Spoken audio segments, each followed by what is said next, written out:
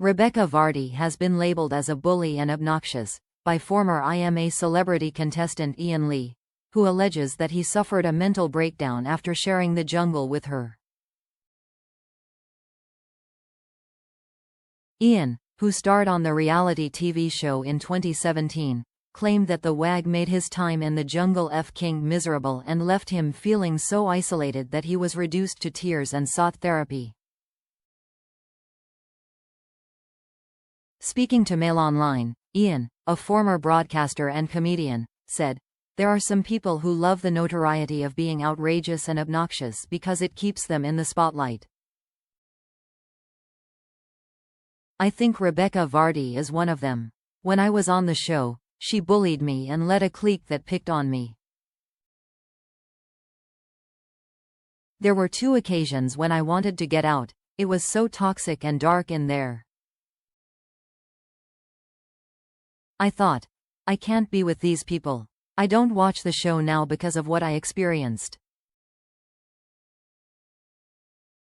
He claims that the first words Rebekah said to him when he arrived in the jungle, later than the other contestants, were, "I think you're a king tit." Despite not being a contestant this year, Rebekah has found herself back in the A Celebrity spotlight following a scathing newspaper column about the show where she reignited her feud with Colleen Rooney, with whom she had a high-profile defamation trial in 2022. In a series of sharp comments, Rebekah expressed her hope that Colleen is forced to eat penis or humble pie in the jungle and recently criticized BBC Radio 1 presenter Dean McCullough for getting too close to Colleen on the show. The 42-year-old also took a swipe at hosts Ant McPartlin and Declan Donnelly, calling them 2 small-minded men, while describing Colleen as the gift that keeps on giving after her canoe capsized during the celebrities' race to the camp. He added, "I did a challenge and won. Ant and Dec then asked me to pick 5 people that would live in relative luxury for the next 5 days while the others would not. I didn't pick her and that made her angry. She came up to me, pointed at me and swore at me.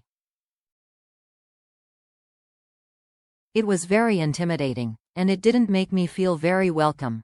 Recalling another occasion when he failed a challenge and burst into tears, he said that Rebekah said to him, "Real men don't cry."